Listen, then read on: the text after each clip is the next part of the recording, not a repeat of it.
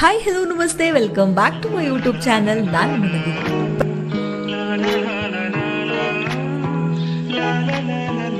ಪ್ರಪಂಚದಲ್ಲಿ ಎಂತೆಂತ ಪಕ್ಷಿಗಳಿದಾವೆ, ಆದ್ರೆ ಇವತ್ತು ನಾನ್ ಪರಿಚಯಿಸಿರೋ ಪಕ್ಷಿ ತುಂಬಾನೇ ಡಿಫ್ರೆಂಟ್. ತುಂಬಾ ಹಿಂದೆಯಿಂದನೂ ಶಾಸನಗಳಲ್ಲಿ ಮತ್ತೆ ಪುರಾತನ ಶಿಲ್ಪಕಲೆಗಳಲ್ಲಿ, ಜೊತೆಗೆ ಇವತ್ತಿಗೂ ನಮ್ಮ ಕರ್ನಾಟಕ ಸರ್ಕಾರದ ಲಾಂಛನದಲ್ಲಿ ಈ ಪಕ್ಷಿನ ನಾವು ನೋಡಬಹುದು. ಎಲ್ರೂ ಕೇಳಿರ್ತೀವಿ ಗಂಡಭೇರುಂಡ ಪಕ್ಷಿ ಬಗ್ಗೆ, ಆದ್ರೆ ಅದರ ಇತಿಹಾಸ ಏನು, ಅದರ ಅಸ್ತಿತ್ವ ಇದ್ಯಾ ಇಲ್ವಾ, ಅದ್ರ ಬಗ್ಗೆ ಇವತ್ತು ತಿಳ್ಕೊಳ್ಳೋಣ. ಈ ಪಕ್ಷಿಯ ಪರಿಕಲ್ಪನೆ ತುಂಬಾ ಪ್ರಾಚೀನವಾದದ್ದು. ಇದರ ಭೌಗೋಳಿಕ ವ್ಯಾಪ್ತಿ ಬಹು ವಿಶಾಲ. ಕ್ರಿಸ್ತಪೂರ್ವ 1000 ವರ್ಷಗಳಿಗಿಂತಲೂ ಮುಂಚೆನೆ ಕೆಲವು ಹಿಟ್ನೆಟ್ ಕಲಾ ಕೇಂದ್ರಗಳಲ್ಲಿ ಗಂಡಭೇರುಂಡ ಪಕ್ಷಿಯ ಶಿಲೆ ಇವತ್ತಿಗೂ ಕಾಣಸಿಗುತ್ತೆ. ಈಜಿಪ್ಟ್, ಅಸಿರಿಯಾ ಮೊದಲಾದ ದೇಶಗಳಲ್ಲಿ ಇದು ಫಲವಂತಿಕೆಯ ಆರಾಧನೆಗೆ ಅಂದ್ರೆ ಫರ್ಟಿಲಿಟಿ ಕಲ್ಟ್ ಅಂತ ಪೂಜಿಸ್ತಾರೆ.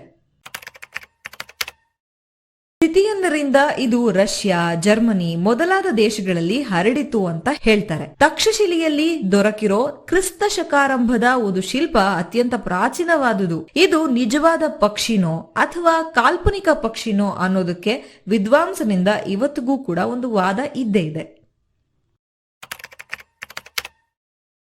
ಗಂಡಭೇರುಂಡ ಪಕ್ಷಿ ಭೌತಿಕವಾಗಿ ಅದನ್ನ ಅವಲೋಕಿಸಿದ್ರೆ ಸಯಾಮಿ ಪಕ್ಷಿ ತರ ಕಾಣಿಸುತ್ತೆ.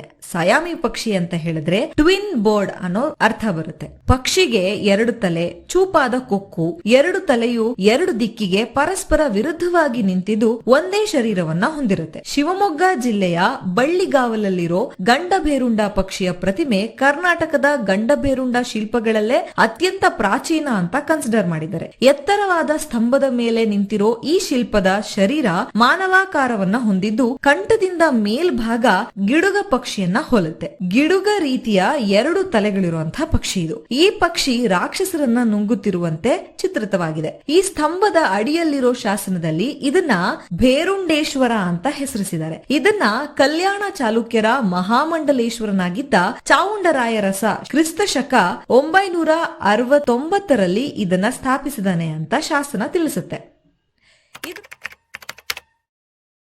ಇದರ ಪುರಾಣ ಹಿನ್ನೆಲೆನ ನೋಡೋದಾದ್ರೆ ಋಗ್ವೇದದಲ್ಲಿ ಬರೋ 2 ಹಕ್ಕಿಗಳು ವಿಷ್ಣುವಿನ ವಾಹನವಾದ ಗರುಡ, ಇವುಗಳಿಂದ ಗಂಡಭೇರುಂಡ ಪಕ್ಷಿ ವಿಕಾಸಗೊಂಡಿರಬಹುದು ಅಂತ ಊಹಿಸಲಾಗಿದೆ. ಅಲ್ಲದೆ ವಿಷ್ಣು ನರಸಿಂಹಾವತಾರವನ್ನೆತ್ತಿ ಹಿರಣ್ಯಕಶಿಪುವನ್ನ ಸಂಹಾರ ಮಾಡಿರೋ ಕಥೆ ನಮ್ಮೆಲ್ರಿಗೂ ಗೊತ್ತಿರೋದೆ. ಅದಾದ್ಮೇಲೂ ಕೂಡ ಅವನ ಕೋಪ ತಣ್ಣಗಾಗ್ಲಿಲ್ವಂತೆ. ಅದಕ್ಕೋಸ್ಕರ ಅವನಿಂದ ಎಲ್ಲಿ ಇಡೀ ವಿಶ್ವನೇ ನಾಶ ಆಗುತ್ತೆ ಅನ್ನೋ ಭಯದಿಂದ ದೇವತೆಗಳು ಶಿವನನ್ನ ಪ್ರಾರ್ಥಿಸಿದಾಗ ಶಿವ ಶರಭಾವತಾರ ಎತ್ತಿ ನರಸಿಂಹನನ್ನ ಎದುರಿಸಿದ. ಆಗ ವಿಷ್ಣು ಶರಭನನ್ನ ಅಡಗಿಸುವುದಕ್ಕೆ ಗಂಡಭೇರುಂಡ ಪಕ್ಷಿಯಾದ ಅಂತ ಕಥೆಗಳು ಹೇಳ್ತವೆ. ಇವತ್ತಿಗೂ ಕೆಲವೊಂದು ಕಡೆ ಜನಮಾನಸದಲ್ಲಿವೆ. ಆದ್ರೆ ಇದು ಬರೀ ಊಹಾಪೋಹ ಅಷ್ಟೇ, ಸರಿಯಾದ ಆಧಾರ ಇಲ್ಲ. ಕಾಲ್ಪನಿಕ ಕಥೆಯಾಗಿದ್ದು ಯಾವ ಪೌರಾಣಿಕ ಆಧಾರಗಳು ಇದಕ್ಕಿಲ್ಲ. ವೇದ ಆಗ್ಲಿ, ಪುರಾಣ ಅಥವಾ ಇನ್ಯಾವ ಹಿಂದೂ ಗ್ರಂಥಗಳಲ್ಲೂ ಕೂಡ ಇದು ಉಲ್ಲೇಖ ಆಗಿಲ್ಲ.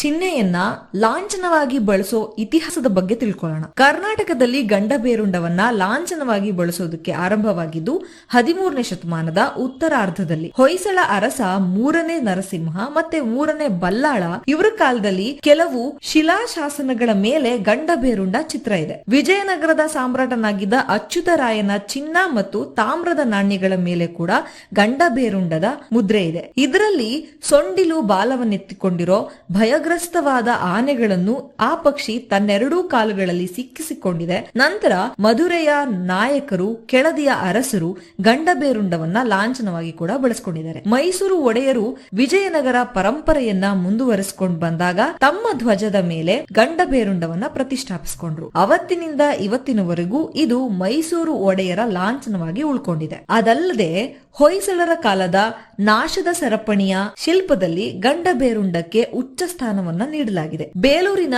ಚನ್ನಕೇಶವ ದೇಗುಲ ಮತ್ತೆ ಕೋರಮಂಗಲದ ಭೂಜೇಶ್ವರ ದೇವಾಲಯಗಳಲ್ಲಿ ಇದನ್ನ ನೋಡಬಹುದು. ಗಂಡಭೇರುಂಡ ಚಿತ್ರ ಪ್ರಾಚೀನ ಕಾಲದಿಂದಲೂ ಪ್ರಭುತ್ವದ ಲಾಂಛನವಾಗಿ ಕರ್ನಾಟಕದ ಹಲವು ರಾಜವಂಶಗಳಲ್ಲಿ ಪ್ರಚಲಿತವಾಗಿತ್ತು. ಗಂಡಭೇರುಂಡ ಶಕ್ತಿಯ ಪರಾಕಾಷ್ಠೆಯ ಚಿಹ್ನೆ ಅಂತ ಪರಿಗಣಿಸಲಾಗಿದೆ. ಆ ಕಾರಣಕ್ಕಾಗಿಯೋ ಏನೋ ರಾಜರು ಗಂಡಭೇರುಂಡವನ್ನ ರಾಜ ಚಿಹ್ನೆಯಾಗಿ ಬಳಸಿಕೊಂಡಿರಬಹುದು. ಮೈಸೂರು ರಾಜ್ಯ ನಿರ್ಮಾಣದೊಂದಿಗೆ ಈ ಲಾಂಛನ ಉಳಿದು ಬಂದು ಇವತ್ತಿಗೂ ಕರ್ನಾಟಕ ಸರ್ಕಾರದ ಲಾಂಛನವಾಗಿ ಮನ್ನಣೆಯನ್ನ ಪಡ್ಕೊಂಡಿದೆ. ಇದಿಷ್ಟು ಗಂಡಬೇರುಂಡ ಪಕ್ಷಿಯ ಇತಿಹಾಸ ಹಾಗೆ ಹಿನ್ನೆಲೆ. ಈ ವಿಡಿಯೋ ನಿಮ್ಗೆ ಇಷ್ಟ ಆಗಿದ್ರೆ ಲೈಕ್ ಮಾಡಿ, ಶೇರ್ ಮಾಡಿ, ಹಾಗೆ ಚಾನೆಲ್ ನ ಸಬ್ಸ್ಕ್ರೈಬ್ ಮಾಡಿ.